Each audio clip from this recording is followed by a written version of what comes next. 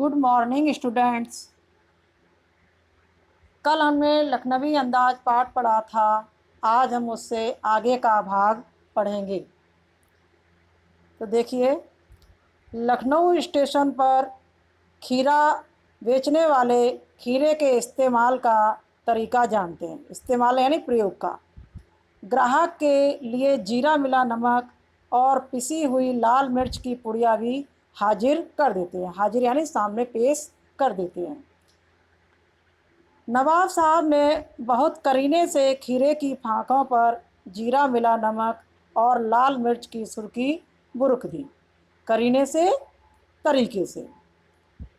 उनकी प्रत्येक भाव भंगिमा होता है चेहरे का भाव, और जबड़ों के स्फुरण से स्पष्ट था। स्फुरण होता है फड़कना, जबड़ों का फड़कना।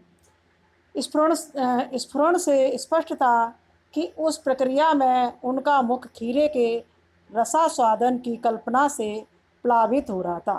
प्लावित हो रहा था यानी मुंह में पानी आ रहा था। हम कनकइयों से देखकर सोच रहे थे कि मियाँ रईस बनते हैं, लेकिन लोगों की नज़रों से बच सकने के ख्याल में अपनी असलियत पर उतर आए हैं। असलियत यानी वास्तविकता पर उतर आए हैं। नवाब साहब ने फिर एक बार हमारी ओर देख लिया। वल्ला, शौक़ फरमाइए। वल्ला होता है कसम से। लखनऊ का बालम खीरा है। लखनऊ का प्यारा बालम खीरा है। बहुत अच्छा खीरा है। बालम माने बहुत अच्छा। तो इस पैराग्राफ में या अनुच्छेद में ये बताया गया है कि नवाब ने उन फाँकों पर जीरा मिला नमक और लाल मिर्च का चूर्ण बुड़क दिया, इस पर छिड़क दिया। उनके हाव भाव तथा जबड़ों के फड़कने से लगा कि उनका मुख खीरे के स्वाद में या स्वाद की कल्पना से पूरा भर गया। उन्होंने एक बार फिर लेखक को खीरा खाने के लिए कहा, लेकिन लेखक ने अपने आत्मसम्मान बनाए रखने के लिए मना कर दिया। आगे देखिए। नमक मिर्च छिड़क दिए जाने से ताजे खीरे की पनी आती फाँकें देखकर पानी मुंह में ज़रूर आ रहा था, लेकिन इनकार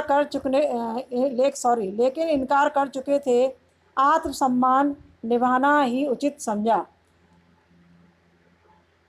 उत्तर दिया, शुक्रिया, इस वक्त तलब महसूस नहीं हो रही है। तलब यानी इच्छा होना।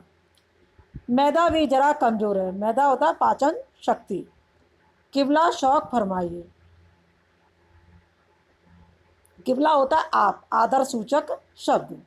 नवाब साहब ने तृषण आँखों से, तृषण होता है इच्छा भरी आँखों से,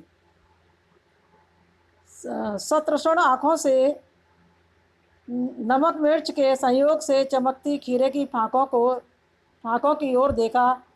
खिड़की के बाहर देखकर दीर्घ सांस लिया। दीर्घ सांस, लंबी सांस। खीरे की एक फाँक उठाकर होठों तक ले गए। फाँक को सूंघा।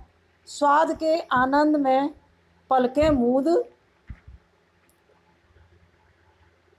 गईं। मुंह में भर आए पानी का घूंट गले से उतर गया।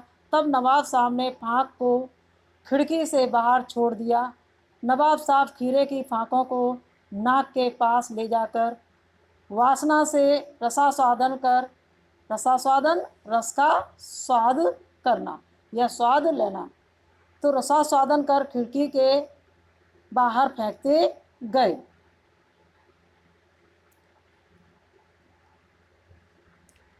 अब इस पैराग्राफ में बताया गया है कि एक बार नवाब साहब ने फिर लेखक की ओर देखा और कहा, वल्ला, शौक़ फरमाइए।